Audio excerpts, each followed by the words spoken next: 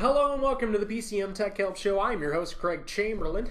That's at PCMTechHelp.com. You can swing by my website there, and I have like over 80 free downloads. I'm not going to stop plugging this, sorry. But I love giving away free stuff. I can't help it. I can't help it. It's an obsession. Free is an obsession. Actually, I need to add more free downloads. Anyways, this video is about YouTube. Are you on YouTube? Can you make money on YouTube? Well, I mean, obviously I'm a YouTube partner, but what does that mean, really? Okay, YouTube Partnership is a program that Google opened, obviously along with YouTube, in order to offer an opportunity to people who distribute and create regular video content, or they can draw an audience. It doesn't have to be professional. It doesn't have to be top of the line, crazy awesome. It does have to be your exclusive content. In other words, you can't steal music, you can't steal photos, you can't steal videos, you can't steal anything from anybody else. So, original content creators who draw a fan base and get views can apply for this partnership. And once they're approved for the partnership, then they can add advertisements to their videos. Those advertisements are automatically chosen by Google. It's their contextual related advertising. Basically, they scan the video and the description of the video, and they decide what the most relevant targeted advertisement for that video will be. Okay, and it'll either appear in the video or appear on the side of the video and things like that. Okay, partners then at that point, through different avenues can generate revenue through YouTube. Okay, now the question is, the answer is yes, of course, you can generate revenue through YouTube. The question is, can you generate a livable income through YouTube? Yes, you can, but there's a lot of factors that come into play with earnings on things like this, on YouTube and the various outlets. There's a price structure depending on the type of content you create. Okay, so if I do tech, somebody else does pottery, the people bidding on tech advertisements have different payouts than the people bidding on pottery. It's common sense. The people aren't paying the same for the advertising in every market. So that's a factor that you have to take into consideration, but you won't know what kind of revenue is in that market until you actually start making content for that market. Okay? Now, the problem with the tech market in general is that it's an incredibly competitive market. In other words, since there's so many people generating tech videos, so many people like me, geeks, right?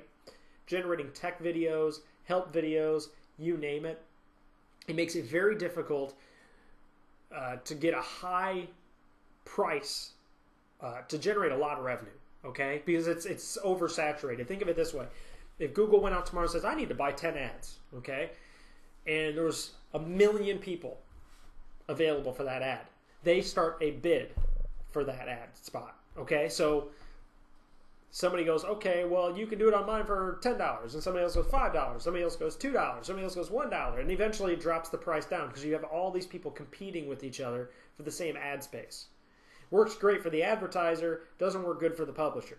So when you're talking about an oversaturated market, which is what this is, like tech, because so many people do it, I'm not saying don't do tech, I'm just saying that it's a saturated market. It's much more difficult to generate a lot of money on YouTube than it is, or through anything for that matter, than it is on a more niche market, which would be very targeted. Let's say you're a WordPress guy, and that's all you talk about is WordPress.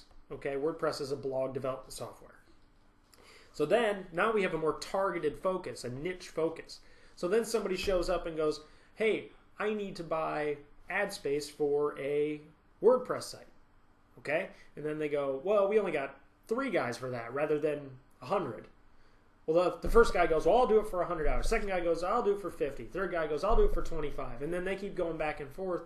But eventually, the amount of people who need ads is much higher. So here's the people who have ad space, and here's the people who need ads. So as a result, the price goes up for those spaces because more people need them, right, than are available. Whereas in the tech market, it tends to be the opposite. So I'm trying to basically say is, yes, there's definitely money there. Livable income becomes a more difficult situation because it requires a huge audience depending on the niche. A lot of people can make a lot of money with a very small audience if it's a very targeted audience. If you're a very broad market and you cover generalized tech, then it's going to be more difficult to make a lot of money than it is through a specific niche. Does that make sense? I hope that makes sense. But it all starts with the YouTube partnership. Okay, and YouTube Partnership works with the AdSense program. AdSense is another Google program, and you can register for it for free, and it allows you to display ads on your website, but when you become a YouTube partner, it also allows you to display ads in your videos. Okay, so there's kind of like a dual system here.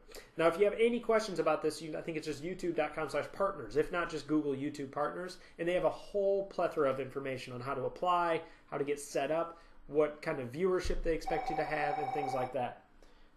Wow. So anyway, since that phone's ringing, I'm going to go ahead and let you guys go. As always, thanks for stopping by. Don't forget to leave comments and ratings. And don't forget to subscribe. I'll see you guys next time.